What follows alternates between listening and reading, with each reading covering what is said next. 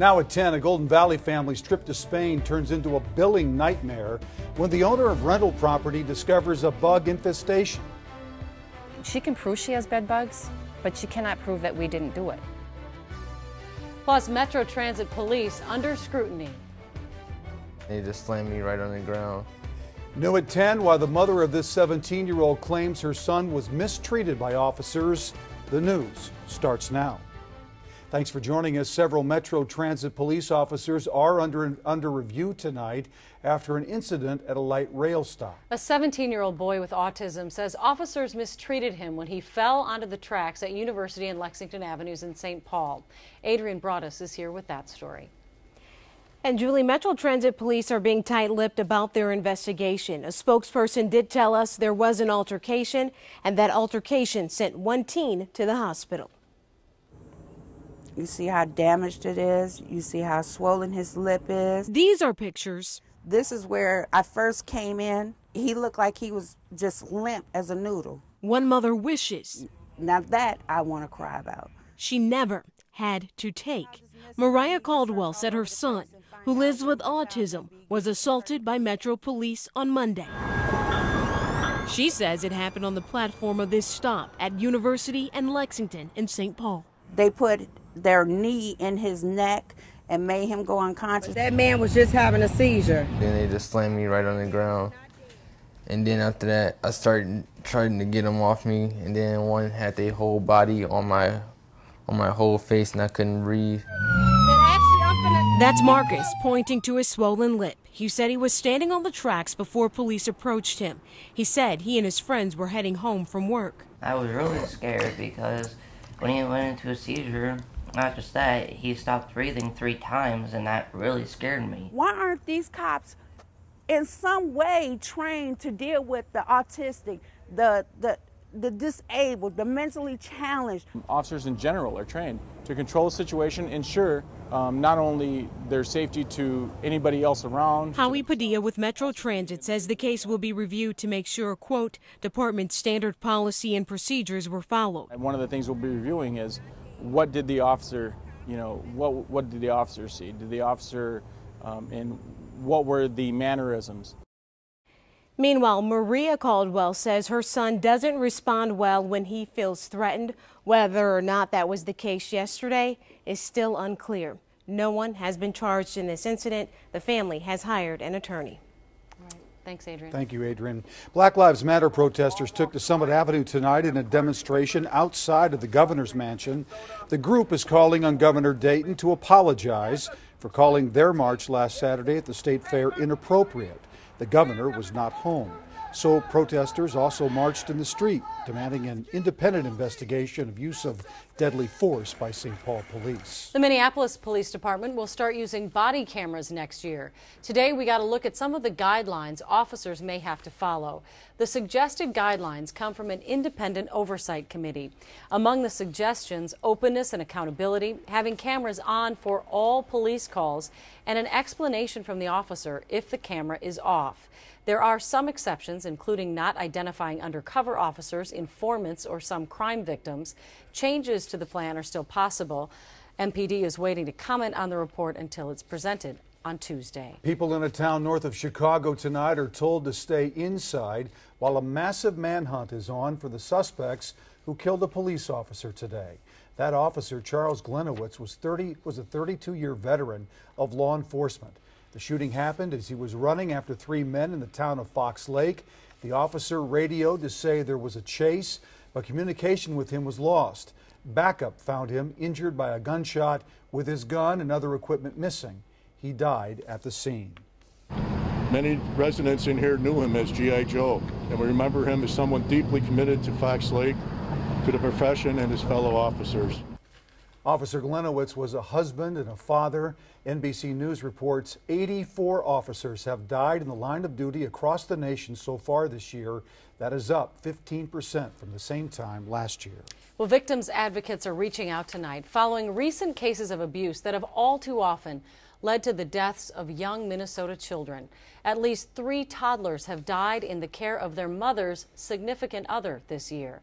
Leb Meek and his girlfriend both face charges in the February death of Genesis Zhang. In June, Sophia O'Neill died while under the care of her mother's teenage boyfriend. And in August, Dante Sears was killed under similar circumstances. Tonight, Lindsay Sievert has more on the warning signs and the available help for mothers in need. Every day, the Family Enhancement Center offers a lifeline.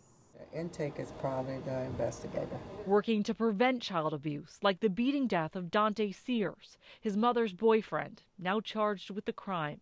It really hits me hard. Executive Director Libby Bergman says children are most at risk for abuse when the parent enters a new relationship, whether it's a boyfriend, girlfriend, or step-parent. Having that biological connection to a child often protects from abuse, and then also being around when that child was first born so that you can create that bond with the child. But the families she sees turn to limited caregivers because of economic struggles. They're working maybe even 2 or 3 jobs to make ends meet.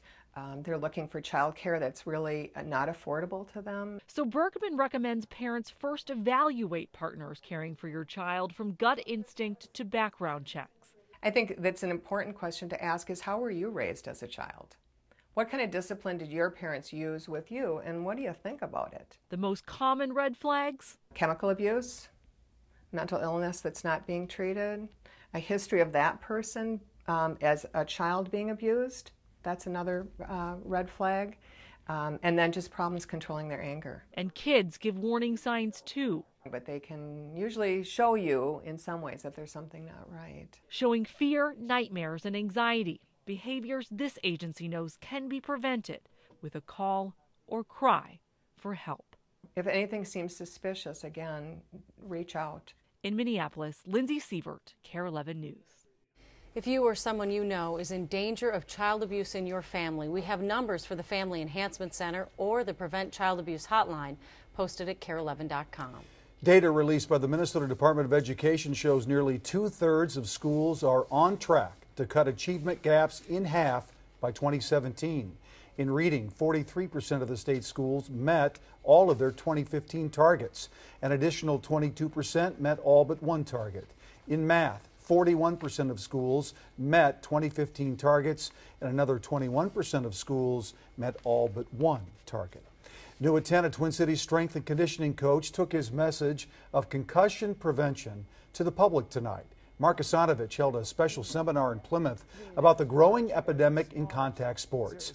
We first told you about Asanovich's research called Project Neck back in May. The idea is simple. If athletes strengthen their neck muscles, the less the head and brain will move when impacted.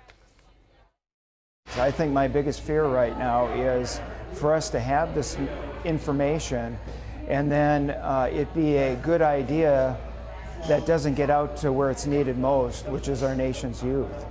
Asanovich's next goal, share his simple solution with coaches, athletes, and parents everywhere through seminars just like the one he held tonight. Well, if a Minneapolis landowner is to be taken at his word, the potential downtown location for a Major League Soccer stadium in Minneapolis is out of consideration. Hennepin County and Minneapolis officials prefer the site between Target Field and the Farmers Market, but the man who owns the land called the Minnesota United owner completely unprofessional after he failed to negotiate by Monday's deadline.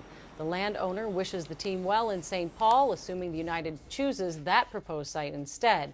But one county commissioner hopes the landowner is bluffing. Well, I guess I would characterize that as loud negotiating. I think he wants an answer and he's not getting an answer, but I think any sort of last words on these kinds of things evaporate if there's a good offer and a good negotiation. St. Paul's City Council last week voted to keep the old bus barn site tax-free for the potential stadium as long as there is more development and investment that comes with it. Target is once again cutting back its corporate workforce. The Minneapolis-based retailer announced 275 job cuts today, 235 locally and 40 in India. Most of the jobs are from Target's technology sector as the company moves toward a new business model. This is Target's third round of layoffs in the last 6 months. Another rocky day on Wall Street as more fears arise over China's economy. The Dow and S&P had their worst start in more than a decade. They did rebound a bit, but still ended down about 3%. That's the third largest daily decline so far this year. Oil prices also fell sharply as traders worried that China's weakening growth would mean lower demand for crude. Good news for those of you who tend to miss McDonald's breakfast by just a couple of minutes. Your long-awaited wish is coming true. Starting October 6th, the fast food chain will offer its breakfast all day long. That includes items like Egg McMuffins, hotcakes, sausage burritos, hash browns, and biscuits. The menu change is part of an effort to boost slumping sales. Still ahead at 10, police issue a safety warning for boat owners in the West Metro. Plus, a dream vacation turns into a nightmare. Tonight, the Airbnb billing problem that has a Twin Cities family asking for a refund. Belle? Well, let's take a look at the radar because it's pretty active tonight. You might have seen a little lightning if you were at the fair or anywhere in the northern metro in the last few hours. And as we zoom down to the south, you can see that near Marshall, a lot of lightning. All of that is moving toward the Twin Cities tonight, affecting your morning commute. We'll have that in the forecast through the first day of school after Labor Day in just a few minutes.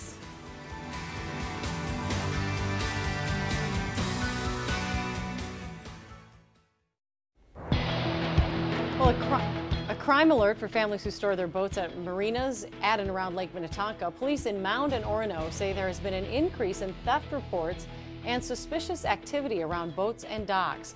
They're asking owners to be on alert and call 911 if they see anything unusual and not to leave anything of value, including alcohol or cell phones, in their boats. New at 10, travel troubles for a Golden Valley family who used Airbnb to rent a property in Spain.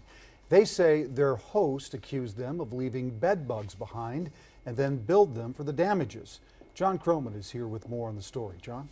Randy, there are 1.5 million properties listed on Airbnb worldwide, and the San Francisco-based company tells us that 50 million people have booked places to stay using that website. But a Twin Cities couple's experience took a surprising turn. How do I defend myself? I'm here. She's there. Deborah and Joe Gardner of Golden Valley traveled to Spain last month with their son and daughter-in-law and stayed 3 nights in a home in Seville that they booked through Airbnb.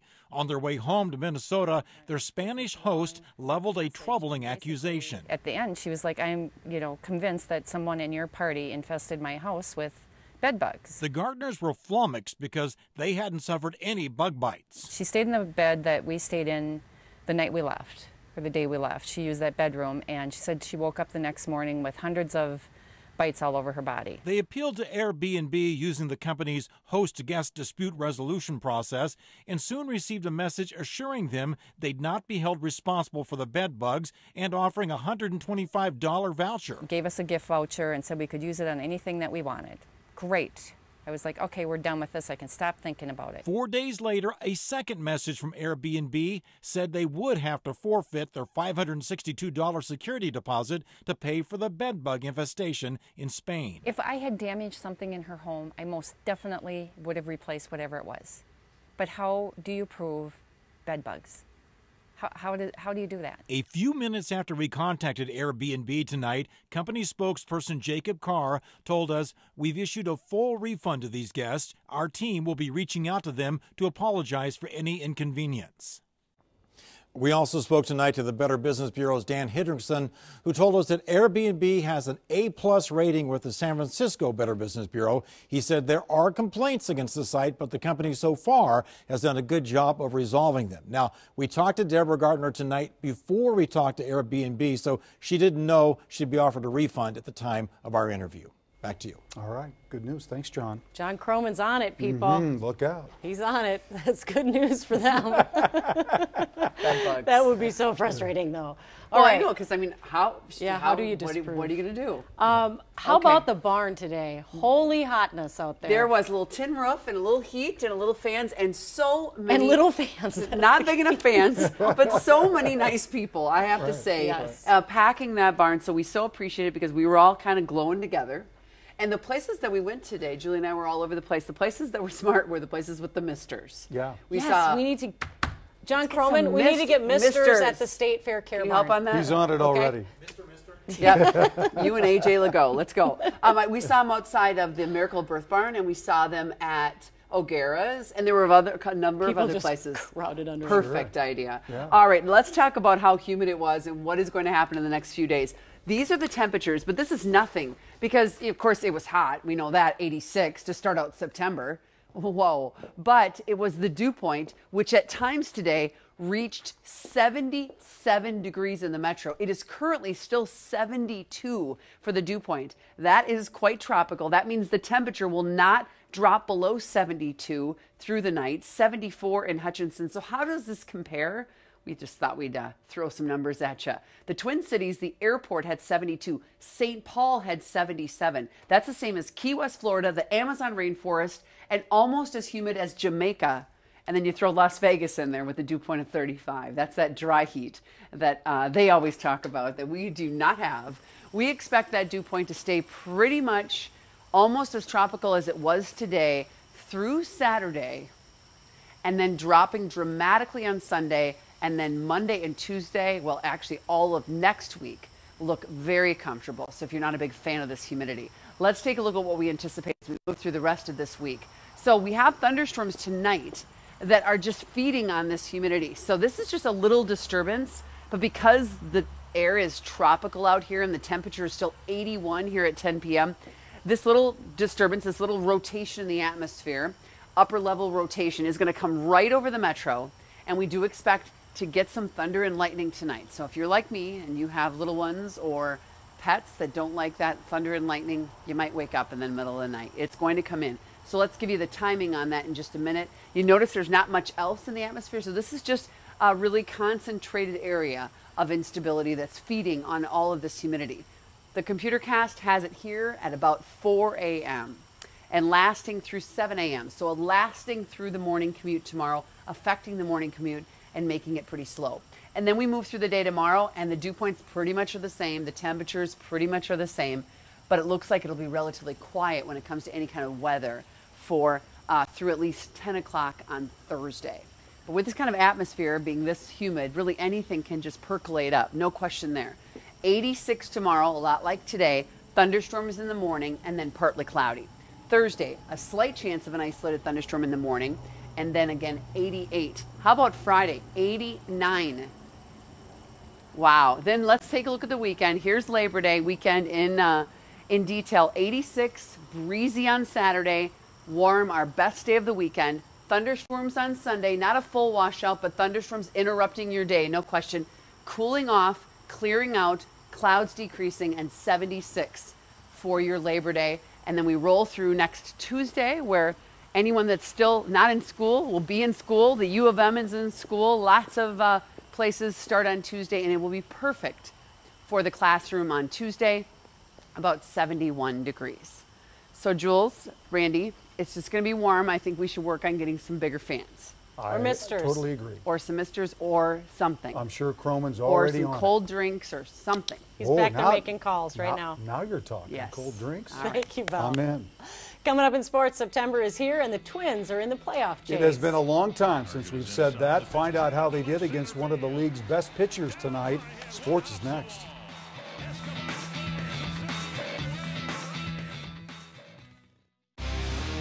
KARE 11 Sports from the Mayo Clinic Sports Medicine Sports Desk. All right, September starts off with a fun one. Twins pulling off some dramatics and beating the White Sox tonight. Big second inning for Minnesota. Brian Dozier taking Chris Sale to deep left center. One hop to the wall. That'll score a pair of runs. Twins up 4-zip at that point. White Sox would mount a furious comeback, though. Sixth inning, Avisail Garcia gets all of it. Second deck smash off Casey Fiend puts Chi-Town ahead 5-4. Looking troublesome right here. But in the seventh, Miguel Sano annihilates one over the left field fence. Solo shot, his 14th of the season, ties the game at 5. Then in the eighth, talk about a beauty of a bunt from Kurt Suzuki. Down the line, Zach Duke tries to throw to first. It's a hideous throw. And it scores Eduardo Escobar, who would hit a double. And 8-6 is your final. Same two clubs tomorrow. Gone fishing. The Minnesota Wild on the water that's not frozen today. It's the second annual Mike Yo charity fishing tournament. The head coach and plenty of his players are pulling in the bass today on Lake Minnetonka. Nice break for these guys who admit it's been kind of a disappointing summer considering how last season ended. first year we made the playoffs, we were happy to make the playoffs even though we lost in the first round, and then the next year we were happy to win a round, and this year, you know, like you said, it felt like there was some unfinished business. So we know it's hard. You know, our league, our division is incredibly tough, but it's fun to come into a season knowing that you're, you know, that you've got as good of a chance as anybody to be lifting the cup at the end of the year. For the most part, we have the same guys in that locker room, so we know what to expect from everyone, and I think that's going to help us, and that experience we've gained is going to help us as well. And but yeah, we obviously want more. I think everyone's on the same page with that. Speed, speed, and more speed. The Gopher football team is sick and tired of hearing about how fast number 2 ranked TCU is. In fact, Minnesota's receivers feel like, hey, let's not forget about us. Gone are receivers like Isaac Frichte and Max Williams. A new unproven receiving corps is ready to prove themselves, and they are tested. They've been going up in practice against, for weeks, a Gopher secondary that is much heralded. Coach Kill says these are the best D-backs he's ever had, and going up against them all practice long has his receivers ready to roll against the Horned Frogs come Thursday. I feel like we're playing the best DBs in the Big Ten. So, you know, going against those guys every day, day in and day out, you know, getting that work from them, that's definitely making us better. I feel like that made me better since I've been here, especially since fall camp, you know, it made the younger guys better going against those veteran guys. So they've been helping us a lot. Our receivers, you know, you go against the best every day. You got to be a pretty good player. But you know, I think that you know, KJ May and has had a great camp. Will Torsky's really done well. We moved him inside. That is a tremendous lid. Finally, sometimes you got to take one for the team, right? The second annual Perks Pinky Swear Mess Fest is happening the morning of Saturday, September 12th. As a way to prepare myself for the super sloppy obstacle course for all ages, especially kids, I got slathered in marinara, sauerkraut, and a whole host of other fare. Check out the KARE 11 Facebook page for all the details on that event, which I promise won't be that gross for your kids.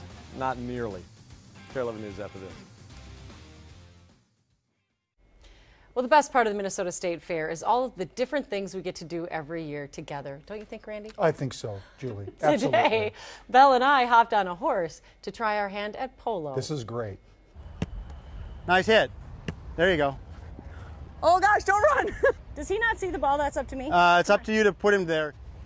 There you go. Ah, contact! Hit it again. Were you talking about the horse there, Julie? Well, you expect the horse to stop? I was told the horse is responsible for all the athleticism. And I said I might have a shot at this game. However, as it turns out, I'm left-handed, and you can only play polo right-handed. I didn't know that. You had to do that with your right hand, which was at a Belle's pretty good. Belle was really No. You know, you're good on horses, and I was lucky with that. But Belle said, how do I get the horse to stop? He said, you won't have to worry about it. She said, no, if I have to worry about it, how do I get the horse to stop? I was nervous. They told me, oh, it's not just Ralph Lauren, it's a sport.